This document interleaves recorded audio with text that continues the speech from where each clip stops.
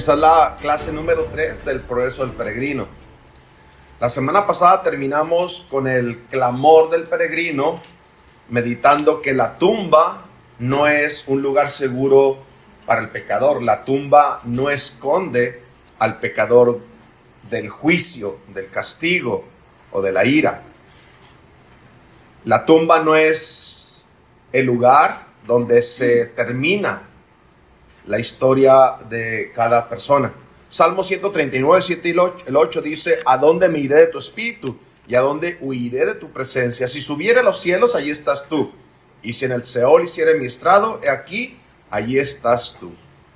Salmo 139, 12 dice: aún las tinieblas no encubren de ti, y la noche resplandece como el día. Lo mismo te son las tinieblas que la luz. ¿Por qué no está dispuesto a morir? Dijo Evangelista. ¿Por qué no está dispuesto a morir? Siendo que esta vida conlleva tantos males, ¿cierto? La respuesta es muy interesante. El conocimiento de la vida más allá de la tumba. El cristiano contesta, o en ese tiempo miserable: porque temo que esta carga que tengo sobre mis espaldas me hunda más que el sepulcro y descienda al Tofet, al infierno. Además, Señor, si no soportaría ir a la cárcel, tampoco estoy seguro podría ir al juicio y de ahí a la ejecución.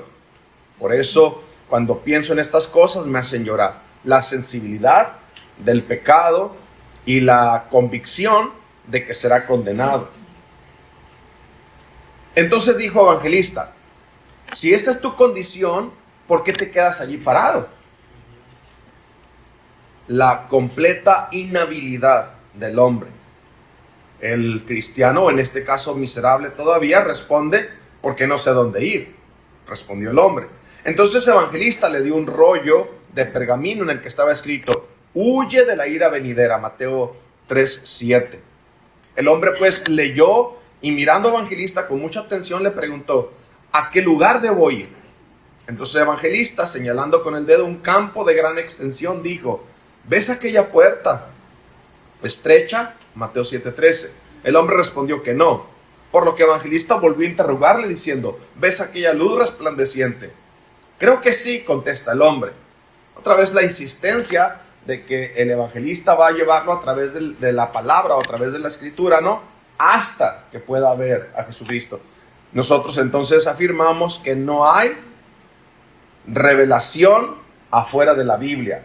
El hombre no puede ser salvo separado del conocimiento de la revelación de Cristo en las Escrituras. Si no la pueden ver, no lo lleves a otro lado. Vuelve a repetirle y vuelve a hacer la pregunta: ¿ves a Jesucristo? No, ves a Jesucristo en la Escritura una y otra vez. ¿Por qué? Bueno, Salmo 119, 105 dice: lámpara es a mis pies tu palabra y lumbrera a mi camino. Pues ¿cómo podemos contestar entonces a la pregunta: ¿cómo sabes que estás en el camino correcto? Y la respuesta es: la palabra de Dios es mi guía, ¿cierto? No me dejaré engañar ni por visiones, ni por sueños, ni por milagros. Tu palabra y solo tu palabra será mi guía. Esa hice una hoja completa en mis primeros días como cristiano. Segunda de Pedro 1:19 dice el apóstol: tenemos también la palabra profética más segura, a la cual hacéis bien en estar atentos como una antorcha que alumbra en lugar seguro hasta que el día esclarezca y el lucero de la mañana salga en vuestros corazones. ¿Cómo define el apóstol el tiempo presente? Como un lugar oscuro. El mundo no nos puede dar direcciones. La mente humana no nos puede dar direcciones. Los consejos de los hombres no nos pueden dar direcciones correctas. Es la palabra el lugar más seguro. Isaías 5:28. A la ley y al testimonio, si no dijeren conforme a esto, es porque no les ha amanecido. ¿Qué está implicado en la forma contraria del texto? Bueno, si no dicen conforme a la ley y al testimonio, no les ha amanecido. Quiere decir que si estás en la palabra, es decir, en la ley y el testimonio, quiere decir que para ti está amaneciendo. Para el incrédulo, cada día es un atardecer. Se va acabando su vida. Para el creyente es un amanecer.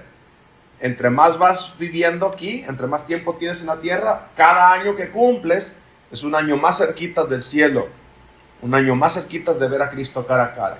Para ellos se va a convertir en oscuridad completa, para el creyente va amaneciendo.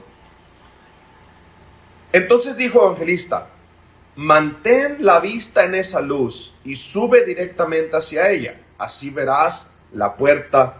Al llegar allí, cuando llames, se te dirá lo que debes hacer. Mateo 19, 25, 26. Sus discípulos, oyendo esto, se asombraron en gran manera, diciendo: ¿quién pues podrá ser salvo? Y mirándolos Jesús les dijo: para los hombres esto es imposible, mas para Dios todo es posible. Mantén tu vista en esa luz y sube directamente hacia ella. Así verás la puerta. Al llegar allí, cuando llames, se te dirá lo que debes hacer. Lo que es imposible para el miserable ahorita todavía, decir, deshacerse de su carga. Recuerden ustedes, la semana pasada vimos que entre más lee, la carga se va haciendo más pesada y más pesada y más pesada. Él no encuentra consuelo y no encuentra quien lo haga descansar. Pero lo que es imposible para el hombre es posible para Dios. ¿Qué es posible para Dios? Para Dios es posible cautivar la conciencia. En otras palabras, estás convencido de que tu pecado merece no solamente la tumba, sino un castigo eterno. Entonces, ¿cómo descansas de esa convicción? Bueno, un pago perfecto y total. Lo que es imposible para el hombre, no puede haber absolutamente nada que nos haga. Es decir, todos los rituales, todas las invenciones de la religión que pudieran darle al hombre una seguridad falsa, no es suficiente. Cuando tú entonces eres acusado por tu conciencia y ves la obra que Dios hizo a tu favor, no te quedan dudas que es completa y que es suficiente para calmar el dolor.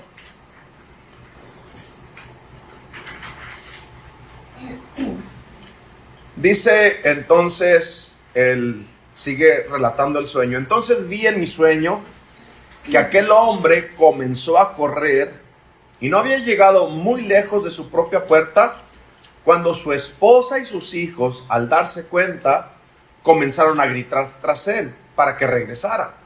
Pero el hombre, tapándose los oídos, siguió corriendo mientras gritaba: vida eterna, vida eterna. No miró atrás, sino que huyó hacia el centro de la llanura. Y esta parte al principio siempre me hacía llorar, porque me imaginaba a él la angustia de conocer el evangelio y ver su familia perdida, su familia llamándole. Él dice: necesito a Cristo, necesito a Cristo.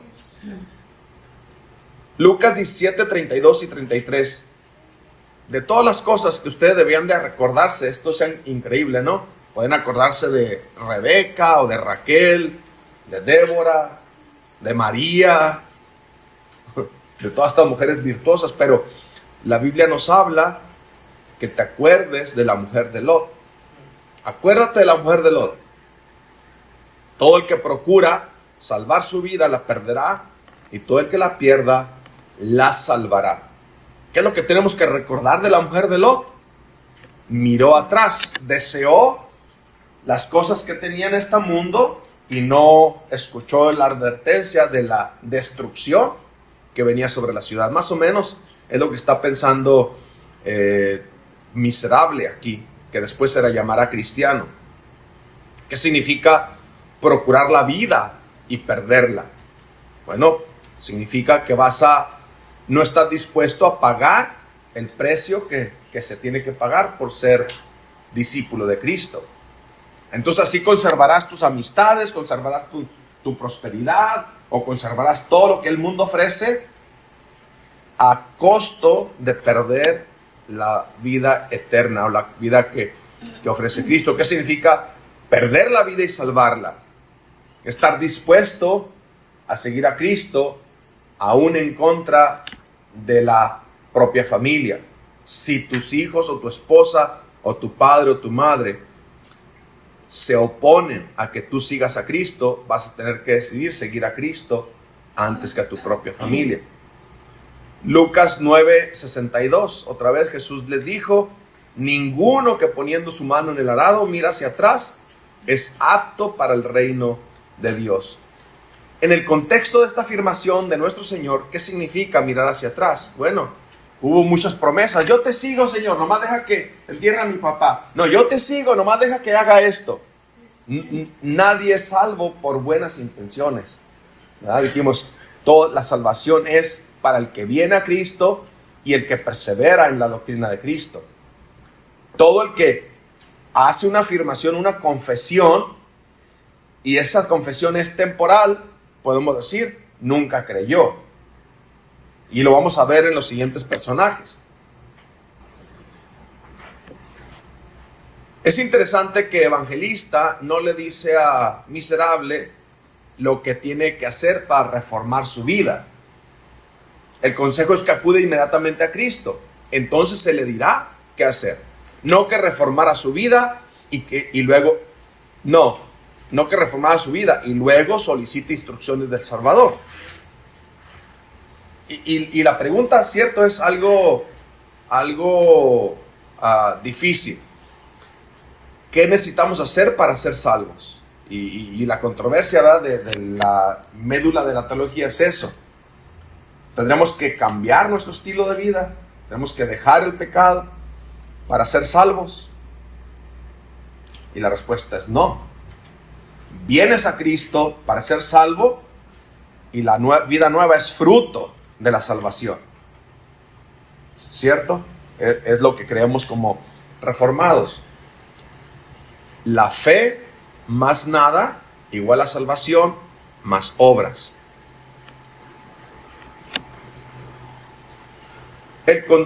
También sus vecinos salieron al verlo correr.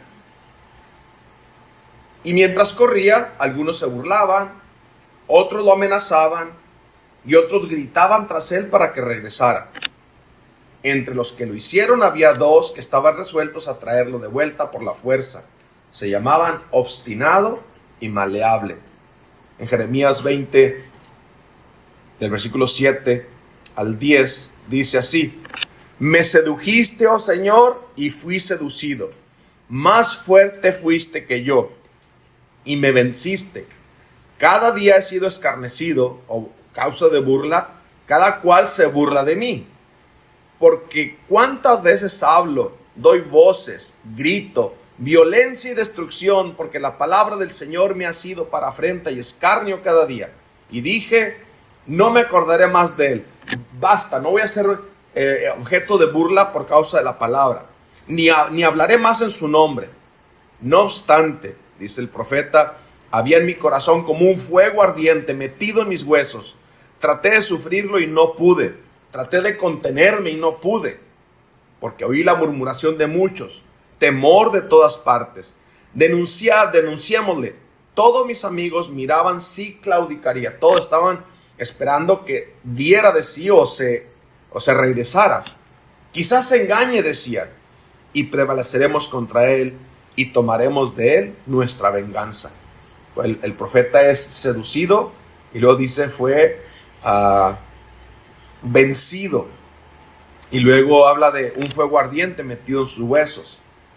El cristiano o el creyente no puede contenerse de amar a Cristo y pagar el precio de amar a Cristo.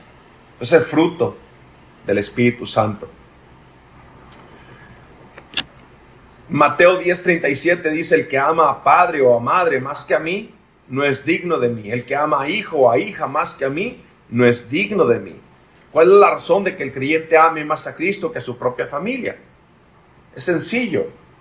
Cristo ha ido a la cruz a pagar o a cargar el pecado con un precio supremo. Al meditar entonces en lo que Cristo hizo y lo que es tu familia para ti, no hay comparación alguna.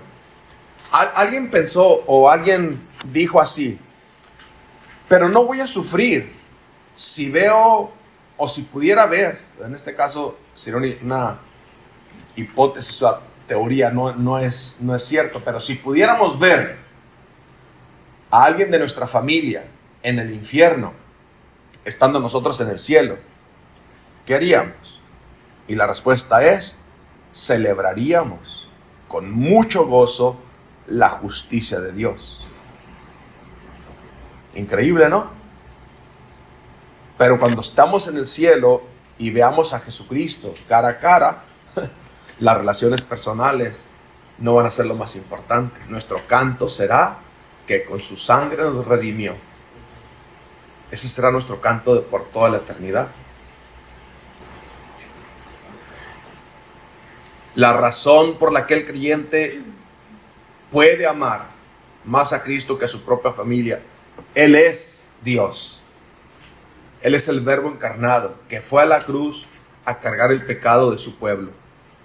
Y cuando veamos el amor del Padre por el Hijo, el amor del Hijo por el Espíritu Santo, el amor entre ellos, ese amor nuestro que ahorita apenas es una chispita, que muchas veces apenas humea, ni siquiera echa lumbre, en aquel día será completamente prendida.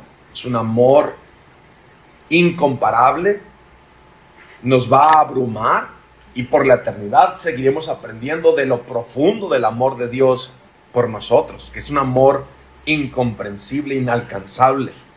Seguiremos aprendiendo y seguiremos creciendo en nuestra adoración a Dios. Vamos a ver entonces a Miserable huyendo de la ciudad de destrucción. Para entonces el hombre se había alejado bastante de ellos, de su familia, que le gritaban, de sus amigos que le rogaban que regresara. Pero sin embargo, estaban decididos a perseguirlo, lo cual hicieron, y en poco tiempo lograron alcanzarlo. Entonces el hombre dijo: vecinos, ¿a qué vienen?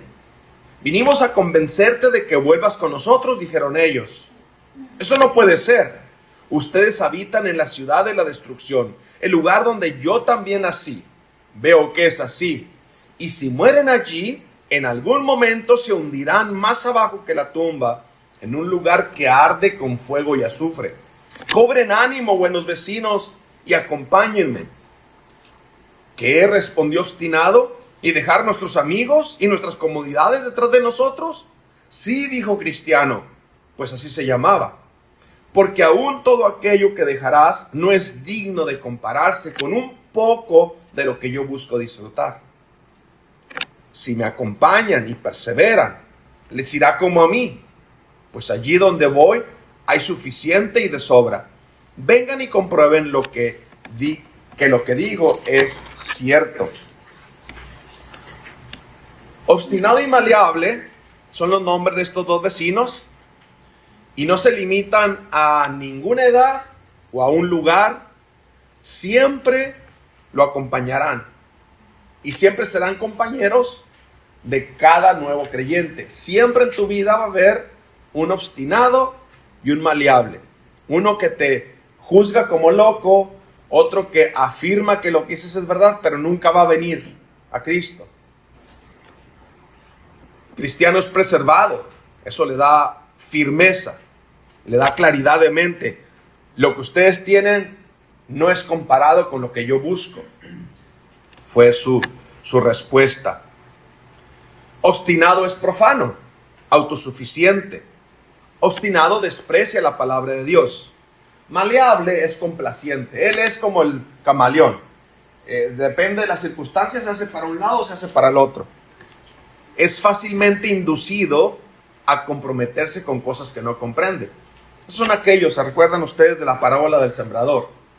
Hay diferentes tipos de terreno. Y hay aquellos que aceptan o reciben la palabra fácilmente, pero también fácilmente la dejan ir.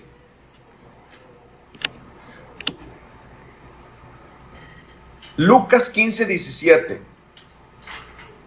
Y volviendo en sí, dijo el hijo pródigo: ¿cuántos jornaleros en mi casa o en la casa de mi padre tienen abundancia de pan y yo aquí perezco de hambre. Y volviendo en sí,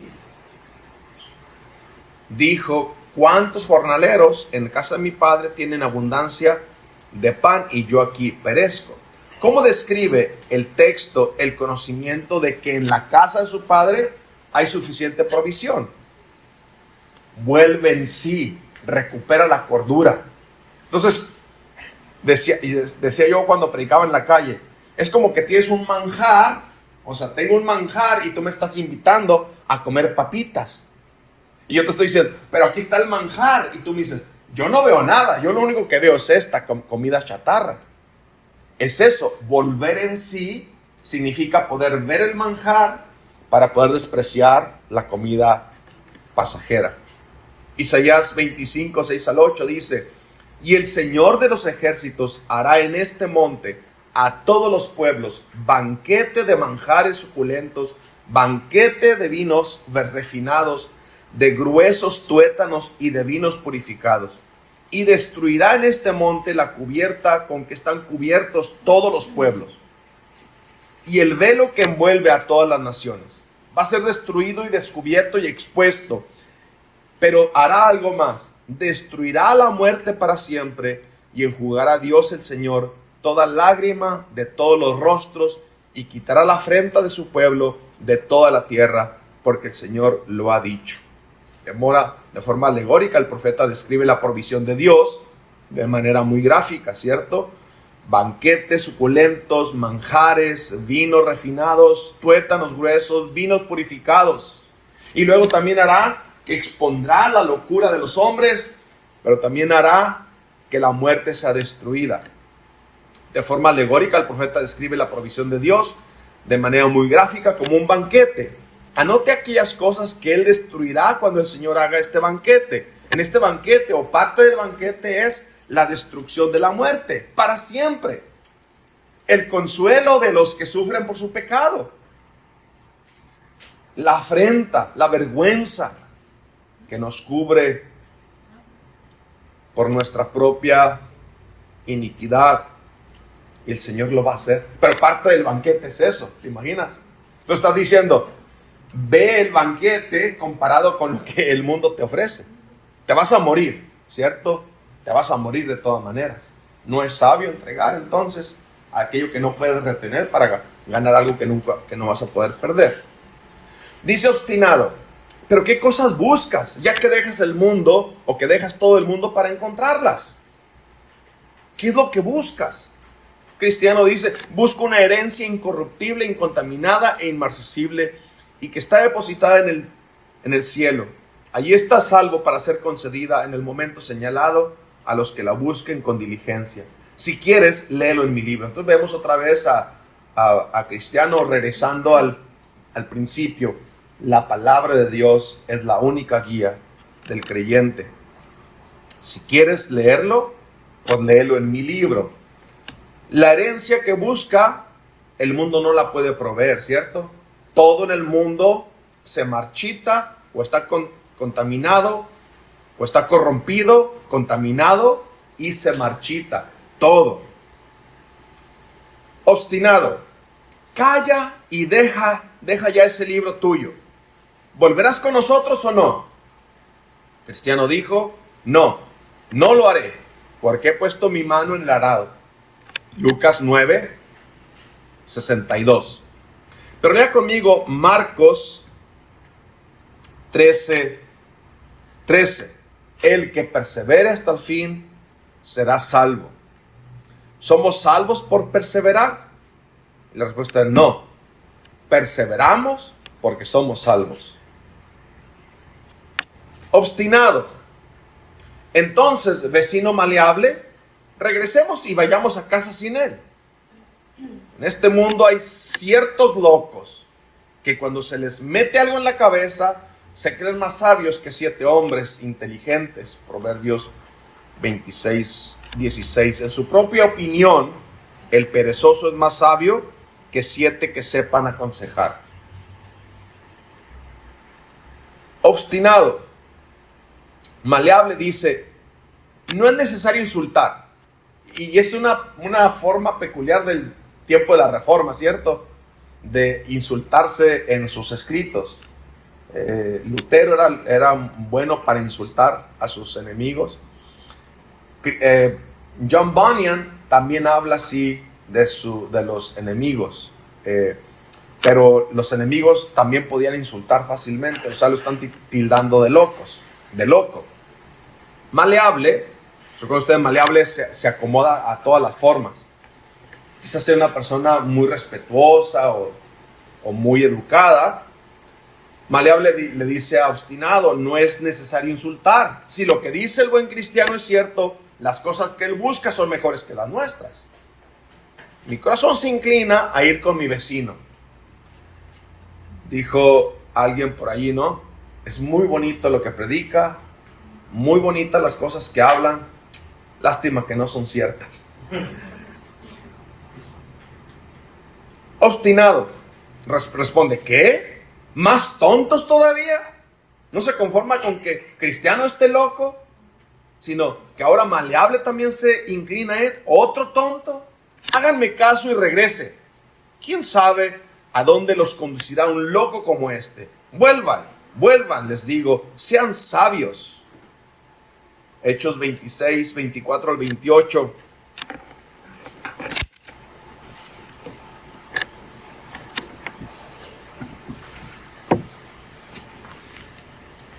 Cuando Pablo se defiende ante el rey Agripa. Lea conmigo Hechos 26.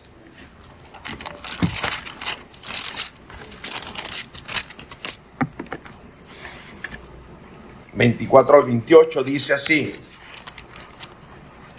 diciéndole estas cosas en su defensa, Pablo, Festo a gran voz dijo: estás loco, Pablo, las muchas letras te vuelven loco. Mas él dijo: no estoy loco, excelentísimo Festo, sino que hablo palabras de verdad y de cordura, pues el rey sabe estas cosas, delante de quien también hablo con toda confianza, porque no pienso que ignora nada de esto, pues no se ha hecho esto en algún rincón. ¿Crees, oh rey Agripa, a los profetas? Yo sé que crees. Entonces Agripa dijo a Pablo: por poco me persuades a ser cristiano. ¿Cómo describe su argumento el apóstol Pablo? El apóstol Pablo describe su argumento como palabras de verdad y de cordura. No sé si te ha pasado a ti, pero algunas veces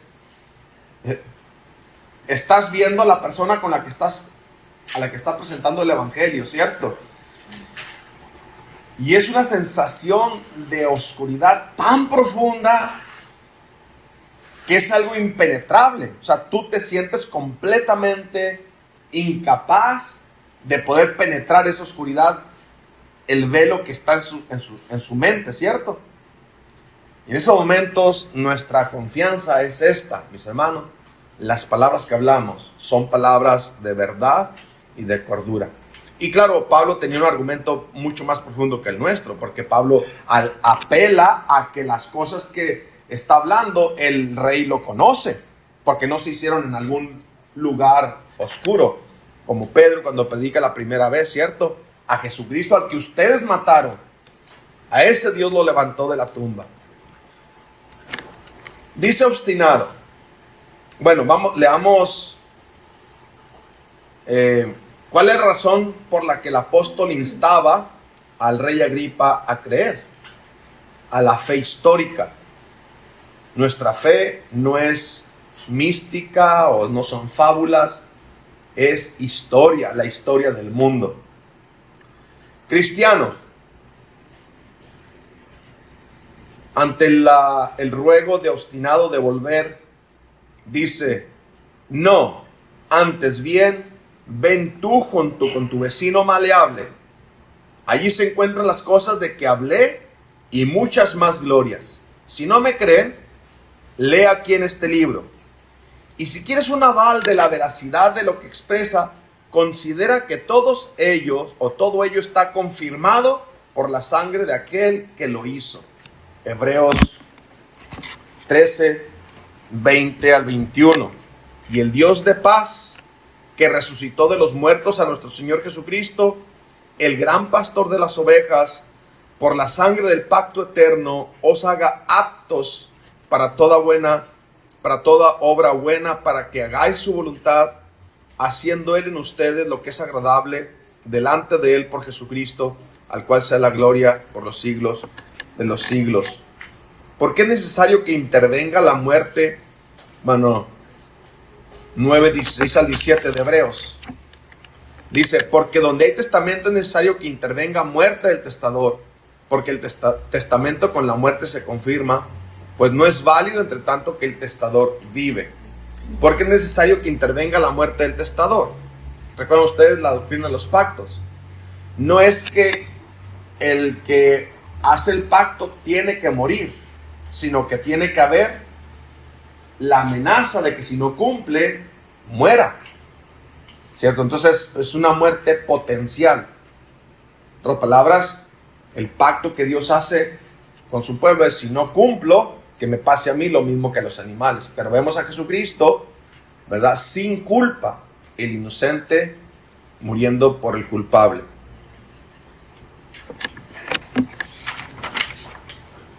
¿Cómo se confirma un pacto? Por la muerte potencial del testador.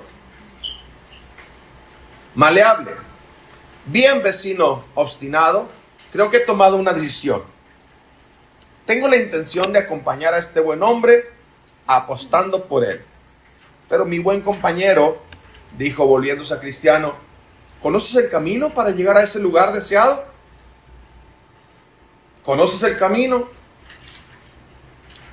Otra vez veamos la intención de Maleable. He tomado una decisión. Tengo la intención de acompañar a este buen hombre. La iglesia está llena de personas que tienen la intención de seguir a Jesús. ¿Pero tiene algún valor las intenciones? Pues no. ¿Por qué? Porque no es una intención, ¿cierto? Es una entrega total. Como en Hebreos vemos aquellos que probaron.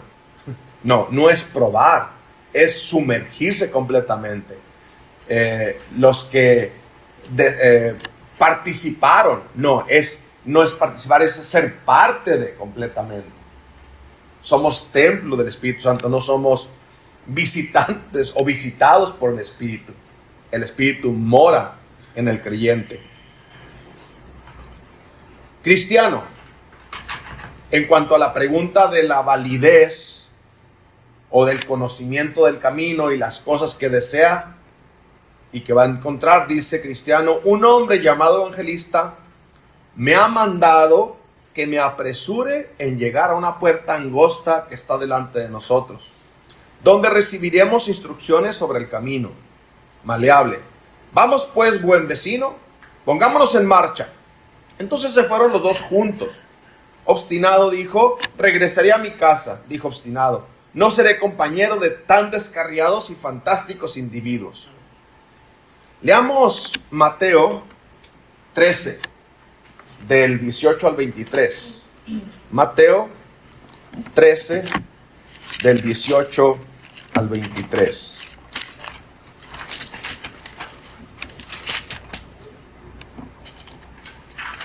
Dice así: oíd pues vosotros la parábola del sembrador. Cuando alguno oye la palabra del reino y no la entiende, viene el malo y arrebata lo que fue sembrado en su corazón. Este es el que fue sembrado junto al camino. Y el que fue sembrado en pedregales es el que oye la palabra y al momento la recibe con gozo, pero no tiene raíz en sí, sino que es de corta duración. Pues al venir la aflicción o la persecución por causa de la palabra, luego tropieza. Rápido, es decir, rápido tropieza. El que fue sembrado entre espinos es el que oye la palabra, pero el afán de este siglo y el engaño de las riquezas ahogan la palabra y se hace infructuosa. Mas el que fue sembrado en buena tierra es el que oye y entiende la palabra y da fruto y produce a 100, a 70, 60 y a 30 por uno. Veamos entonces, la pregunta es, ¿cuántos tipos de terrenos hay? Son 4, ¿no? ¿Cuáles son?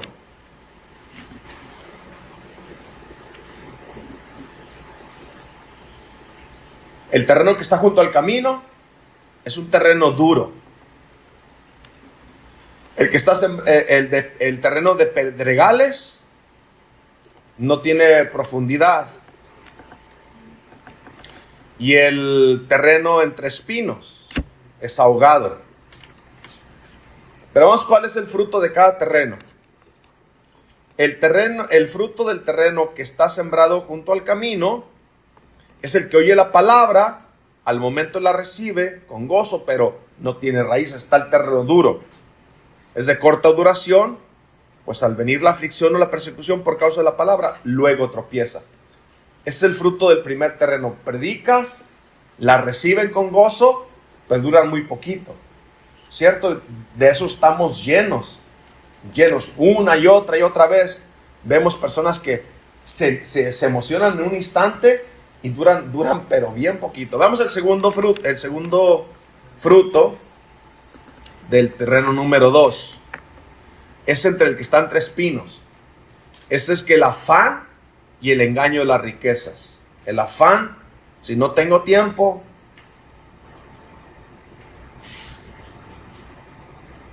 hace que entonces la palabra sea ahogada y se hace infructuosa. ¿Cuál es el tercero? ¿Estoy mal? Sí. El de pedregales, el que oye la palabra al momento, la recibe con gozo, no tiene raíz. El que está junto al camino, el primero. El que está junto a pedregales, el segundo. Y el que está sembrado entre espinos, el tercero. Y el que fue sembrado en buena tierra es el que oye, entiende y da fruto. Y puede hacer una lista otra vez, ¿cierto? Así. Oye, entiende, da fruto, produce.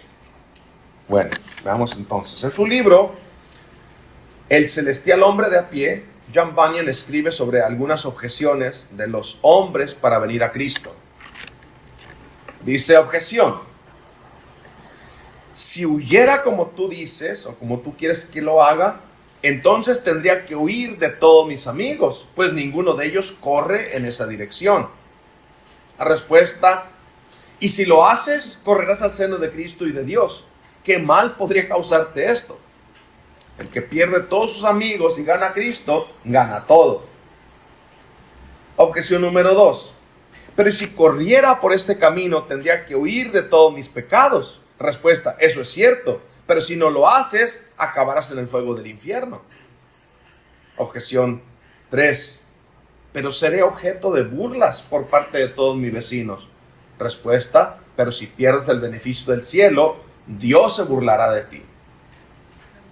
Dios se burlará de tu calamidad. Objeción 4. Pero seguramente podré emprender esto dentro de un año o 2. Ahorita no, pero tengo la intención.